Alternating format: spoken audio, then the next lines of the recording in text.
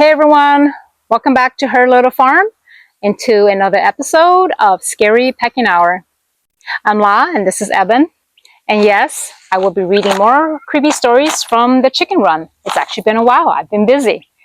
Because nothing says paranormal tensions like being pecked mid-sentence. And today I've got two stories, short, eerie, and stuck in your brain creepy.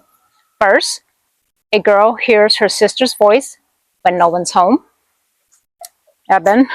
Then a floating man crosses a country road and vanishes. This first story was submitted by Brave Girl 7394.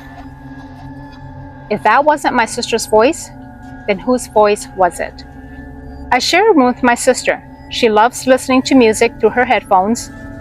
I'm more of a lazy person who always wants to sleep and relax, so her music often disturbs me. That's why I don't nap at all. One Friday afternoon, my mom and sister went out shopping. And as usual, my dad was at work. I was left home alone. I said goodbye to them, then went back to take a nap. About half an hour later, maybe a bit more, I heard my mom and sister come back home. I was half asleep, but I recognized their voice. I figured they were back and didn't think much of it, so I went back to sleep. A little while later, I started hearing music coming from my sister's headphone as usual. I was annoyed because I was still trying to rest, so I told her, "Turn it down, I'm trying to sleep." And she replied, "Okay." Her voice sounded soft and familiar, and the room was dark, so I didn't look at her. I just rolled over and fell asleep. More than an hour passed. When I finally got up and left the room, I decided to check on my mom and sister, and I called for them, but no one answered. Then suddenly, they walked through the front door. I froze. They had just arrived. I looked at my sister and asked, "Weren't you just in the room earlier? I told you to lower the music." She laughed, confused. "What are you talking about? We've been out since we left." No one believed me, but I know what I heard. I spoke to someone. I heard the music. The voice I spoke to replied to me. And the question that's haunted me ever since: if that wasn't my sister's voice, then whose voice was it?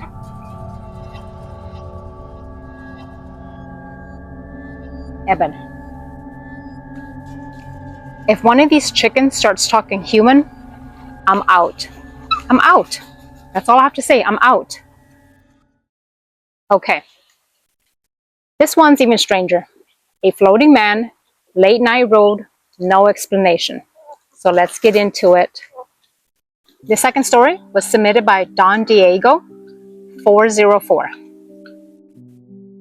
Ready, Eben? It was a summer night, probably late July or early August. It was warm out, so a friend and I had gotten into the habit of driving around late at night just to talk. We do loops outside the city, the kind of quiet, empty roads that cut through the French countryside. That actually sounds kind of nice. No real destination, just driving and talking. Windows cracked, music low. This one night, it was around 1:30 a.m. The road was completely empty. No streetlights, no visible houses, just open fields on both sides.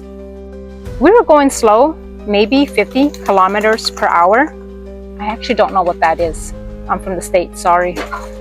I have to Google it. Talking about something personal. And then suddenly, my friend hit the brakes. He didn't yell or panic, just a sharp, reflexive stop. And there in the headlights, I saw a man crossing the road.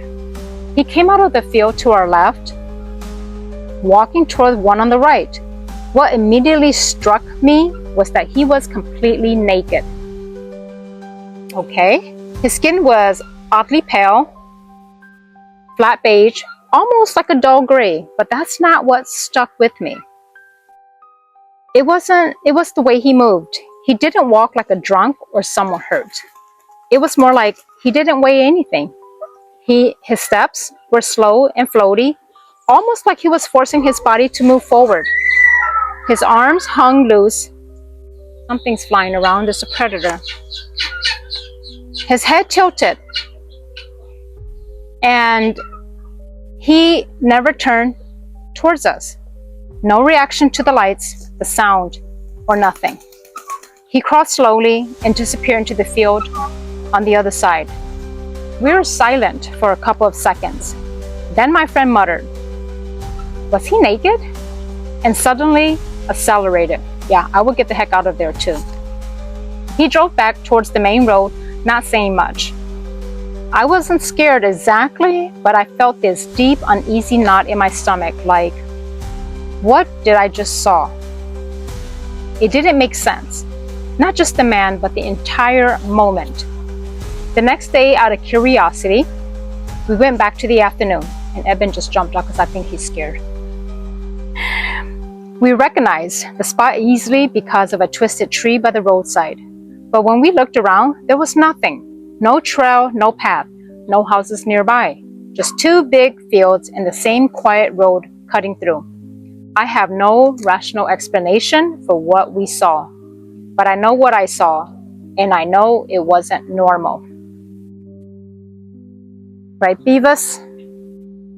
I think Beavis is on stakeout. So thanks for joining us here on Scary Pecking Hour on Her Little Farm.